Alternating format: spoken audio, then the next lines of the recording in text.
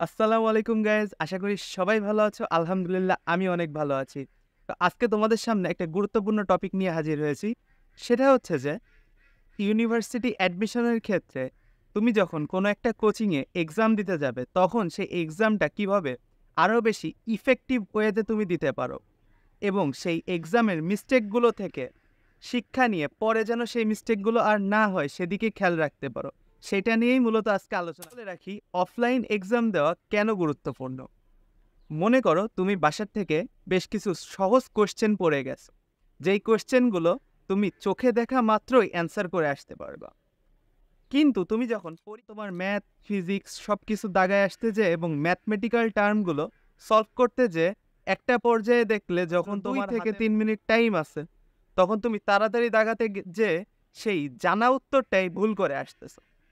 তখন তোমার মনে হবে, হায় আমি তো এটা জানতাম, তাহলে এটা কেন ভুল করলাম।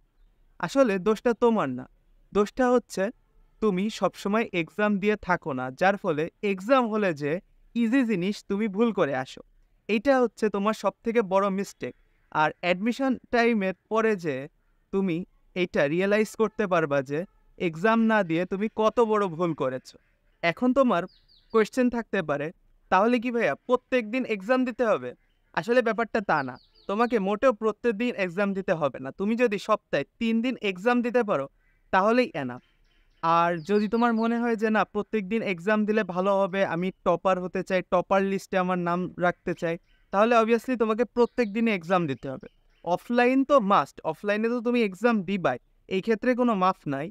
আর সাথে তুমি যদি মনে করো যেহেতু প্রত্যেক দিন দিতে চাচ্ছ, তাহলে তুমি অনলাইনও অ্যাড করে দিতে পারো। তুমি যদি শুধু পরীক্ষা দেওয়ার মধ্যে থাকো, একটা সময় যেয়ে দেখবা যে এই মানে পরীক্ষা দিতে দিতে তোমার হাত এতটা ফাস্ট হয়ে গেছে, তোমার যে জানা উত্তরগুলো আছে পরীক্ষায় দেখা মাত্রই তুমি তাড়াতাড়ি দাগায় আসতে পারবা। এর জন্য তোমার কোয়েশ্চেনের সবগুলো অপশন পড়ার প্রয়োজনও হবে না। এক্সাম এই কারণেই দরকার, এক্সামের মাধ্যমে তোমার এত বেশি প্র্যাকটিস হয়েছে, তোমার সাবকনশিয়াস মাইন্ড তোমাকে পরীক্ষার কোয়েশ্চেনে উত্তর করতে হেল্প করে। এখন আসি কিভাবে ইফেক্টিভ ওয়েতে তুমি এক্সামগুলো দিতে পারবে।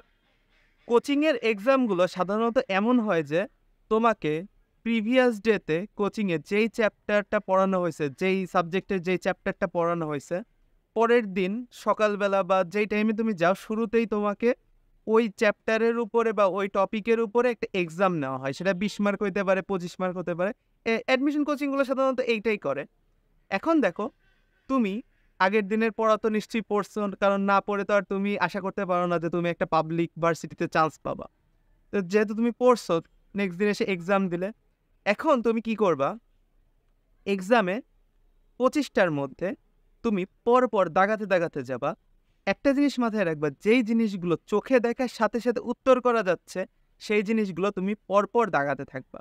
অর্থাৎ ধরো তুমি 1 নাম্বার কোয়েশ্চেনে দেখলে একটা কোয়েশ্চেন আছে যেটা একটু ম্যাথমেটিক্যাল টার্মের, তাহলে তুমি প্রথমেই ওটা স্কিপ করবা।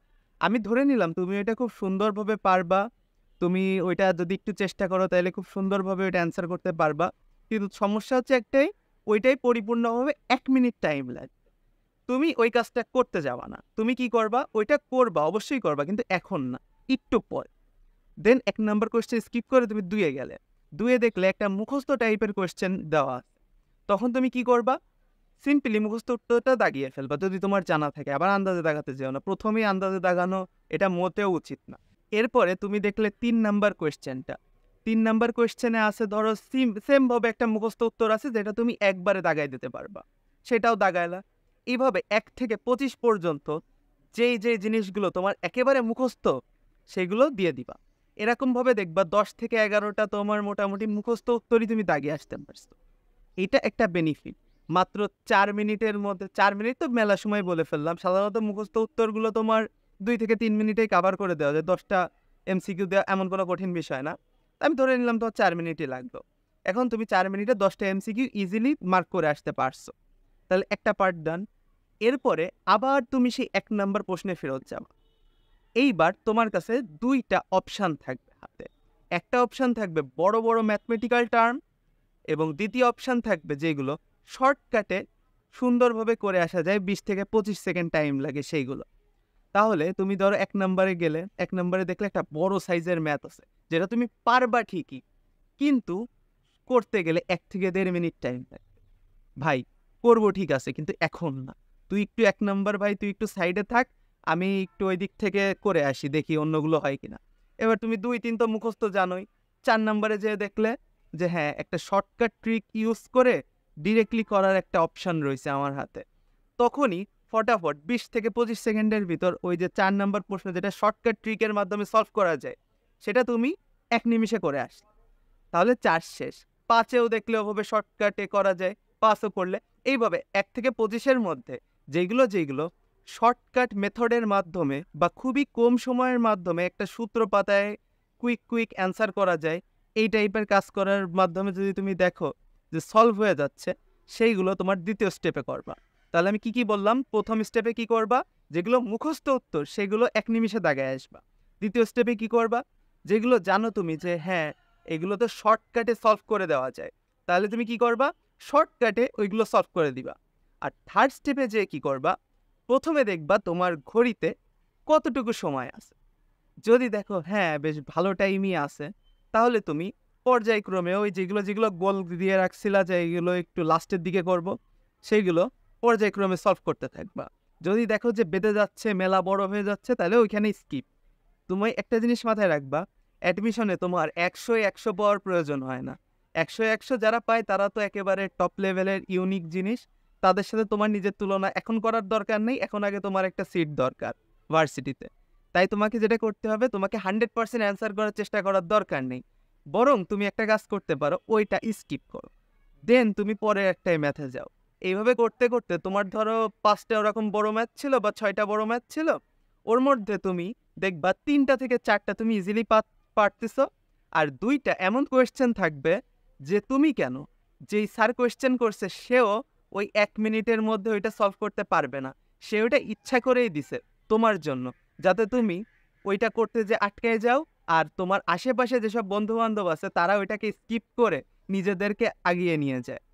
তো এখন তোমাকে নিজেই বুঝতে হবে যে আসলে তোমার কোন টাইপের কোয়েশ্চেনগুলো আগে অ্যান্সার করা উচিত আর কোন টাইপের কোয়েশ্চেনগুলো পরে অ্যান্সার করা উচিত। এবার তুমিই ভেবে দেখো, তুমি ধরো সারা জীবন ধরে অফলাইনে বা অনলাইনে কোনো এক্সাম দিয়ে আসোনি বা এক্সাম দিয়ে এরকম প্র্যাকটিস করোনি, আমি যেভাবে বললাম এভাবে তুমি প্র্যাকটিস করোনি। হুট করে তুমি বাসায় পড়াশোনা করে ধরো জয়কলি বিচিত্রা পুরো খেয়ে ফেলাই দিছো পড়তে পড়তে, তারপরে অ্যাসপেক্ট সিরিজের বই খেয়ে ফেলাই দিছো পড়তে পড়তে, দেন তুমি এক্সাম হলে গেছো একদম ডিরেক্ট অ্যাডমিশন এক্সামের সময়। ওইখানে যে এইবার যখন তুমি এক্সামটা দিতে যাবা, তোমার মাথা ঘোরানো শুরু হবে যে ভাই কিভাবে কি শেষ করব। ওই সময় তুমি কি ভুল করবা জানো? তুমি একটা যখন কঠিন ম্যাথ দেখবা, ম্যাথটা বেশ বড়, কিন্তু তুমি ওইটা বাসায় করছিলা, তখন তুমি ওইটা যখন করা শুরু করবা, তখন দেখবা হাই হাই আমার তো মিলতেছে না, সময়ও কম, ওই দিক থেকে সময় চলে যাবে, এদিক থেকে তোমার শেষ হবে না। অ্যাট লাস্ট তুমি কি দেখবা? যে তোমার সময় শেষ হয়ে গেছে, তুমি সব পারো কিন্তু তুমি শেষ করে আসতে পারোনি। এর থেকে বড় কষ্ট পৃথিবীতে আর হয় না। বিশ্বাস করো, ব্রেকআপের থেকেও বড় কষ্ট এইটা। হাউএভার, আমি আশা করি যে তুমি বুঝে গেছো যে কিভাবে ইফেক্টিভ ওয়েতে এক্সামগুলো অ্যাটেন্ড করতে হয়। এইবার তুমি শিখবা কি, যে এই এক্সামে যে মিস্টেক করবা, মানে প্রত্যেক দিনের যে এক্সামগুলো, এখানে তুমি যেই মিস্টেক করবা, সেই মিস্টেকগুলো কিভাবে বাসায় এসে ওভারকাম করা যায়। এখন তোমার তো নিশ্চয়ই কোয়েশ্চেনটা বাসায় দিয়ে দেয়, প্রত্যেক দিনকার কোয়েশ্চেন। তুমি বাসায় এসে নিজে বাসায় আরেকবার ওই কোয়েশ্চেনটা সলভ করবা এবং দেখবা কি ভুল তুমি করছো। দেন যেই ভুলগুলো করছো ওইগুলো তুমি আলাদা একটা নোট খাতায় লিখে রাখবা যে এই মিস্টেকটা আমার হয়েছে। ঠিক পরীক্ষার ৪ থেকে ৫ দিন আগে ওই মিস্টেকগুলো আবার রিক্যাপ করবা। এতে কি হবে, তোমার মনে পড়বে যে এই মিস্টেকগুলো তো আমি আমার ওই কোচিংয়ের এক্সামগুলোতে করছিলাম। তখন দেখবা যে হ্যাঁ, আমার তো আর এই ভুল যাওয়ার কথা না, কেননা আমি জানি যে কি ভুল করছো। তুমি যদি এই জিনিসটা না জেনে থাকো যে তুমি কি ভুল করছো বা করতে পারো, তাহলে সেই ভুল তুমি করবাই, নতুন করে হলেও আবার করবা। সেই জন্য সবথেকে বেটার কি হয়, পুরনো ভুল থেকে শিক্ষা নাও, তাইলে তোমার অ্যাডমিশনে একটা সিট কেউ ঠেকাইতে পারবে না। এটা আমার গ্যারান্টি। আল্লাহ হাফেজ, সবাই ভালো থাকো।